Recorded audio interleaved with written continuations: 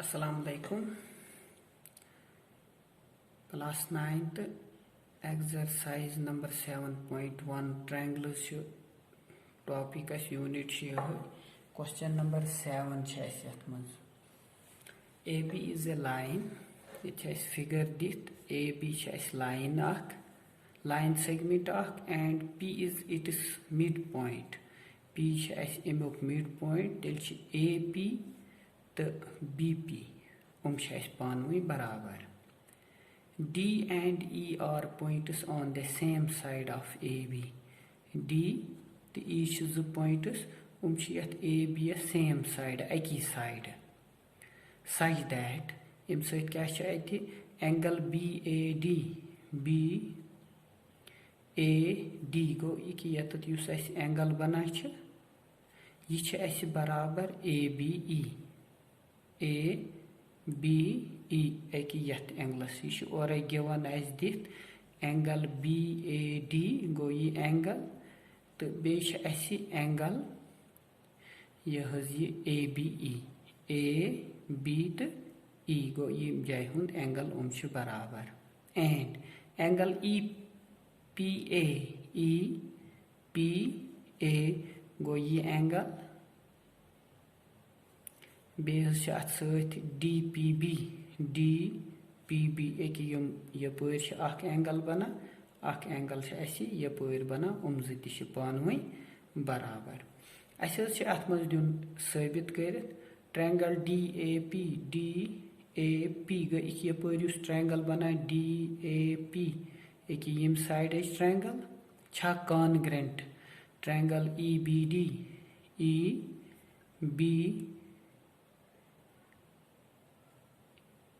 Triangle वन DAP ब्या वन EBP गई ये ट्रायंगल EBP तो बेस वन AD छा बराबर AD गो यमुक यह साइड निम ट्रायंगल हुंद ट्रायंगल DAP यमुक AD EB तो P यमुक वन BE गो यह साइड ज साइड इन दोन ट्रायंगलन congruent part one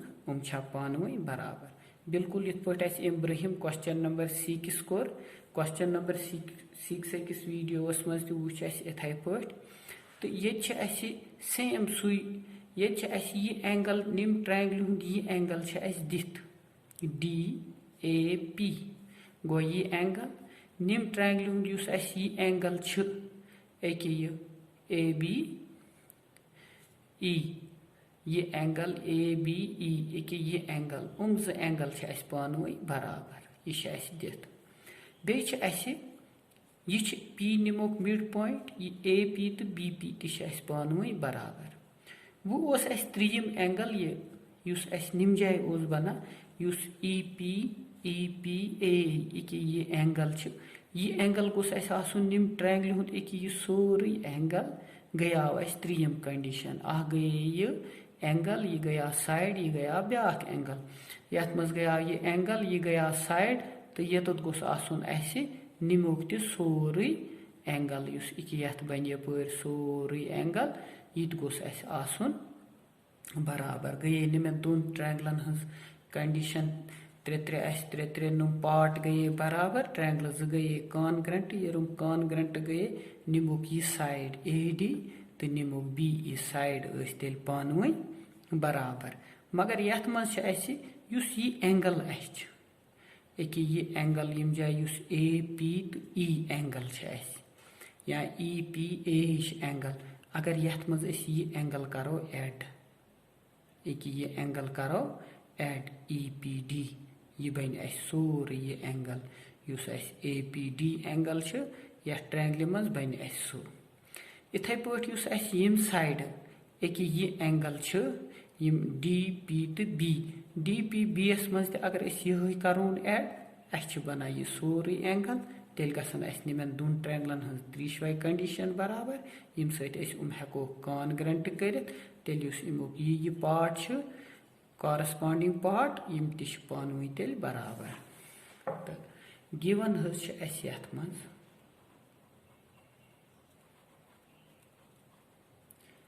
AB is a line segment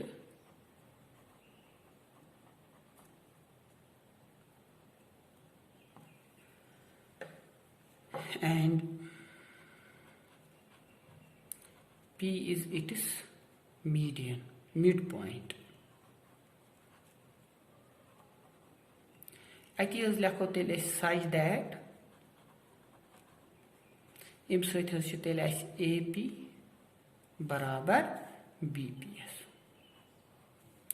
Im brute has wana pat be ath ase D and E are points on the same side of AB. D and E are points on the same side of AB. And so kya such that angle is angle BAD ये is बराबर ABE base and angle EPA is equal to angle DPB is given that. To prove that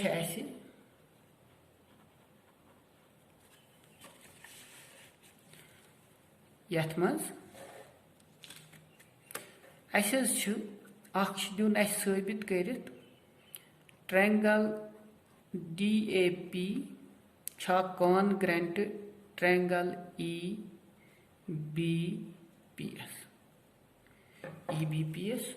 duyum dun sabit karit AD cha barabar BES which was this by proof demo yath अच्छी गोडनेथ दित angle अच्छी angle इक ये angle दित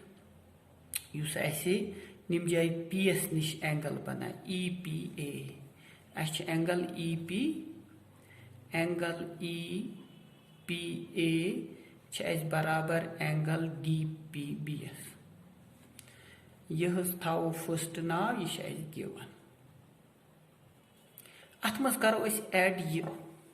adding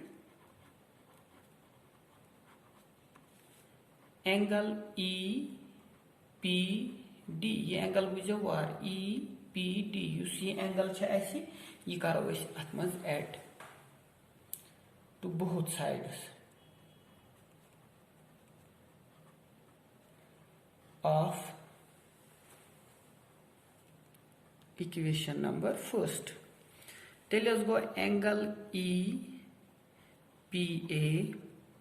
जमा करोस ये angle मज EP तो D ये तेल बराबर एंगल DPB अत मज करो यह जमा EP तो D सेम यथ मज गो यह जमा यथ मज गो यह यथ मज करो यथ एंगलस मज करो यह जमा यह बनाव APD यह बनाव और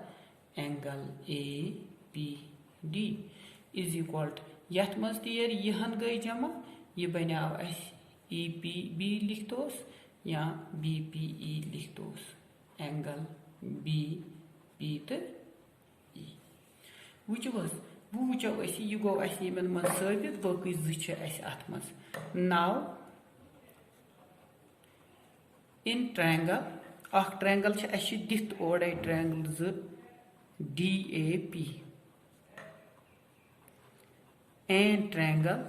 EBP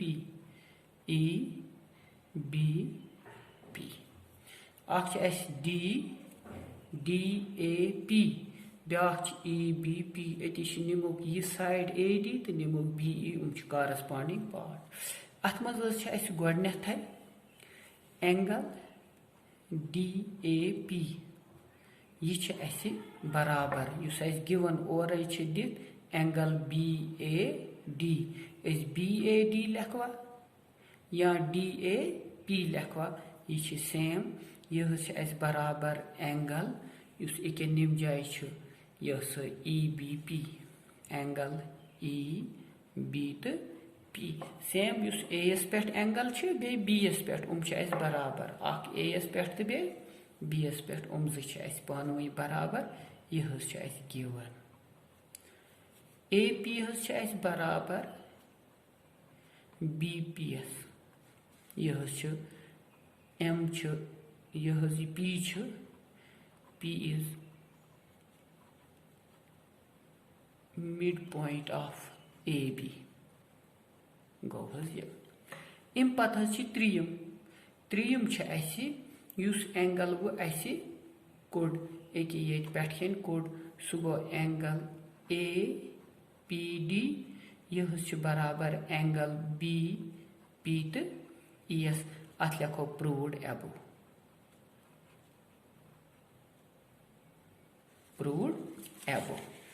तो अम पे त्रिशवे गो एंगल साइड तो angle by ASA congruency rule triangle DAP congruent triangle EBP ये पानवी congruent यह कर तेल therefore अमो दुयम पार्ट AD बराबर BS यह गो बाय CT इत पे द्राय अत मज दुशवे पार्ट यह क्वेश्चन नंबर 7 शुक्रिया।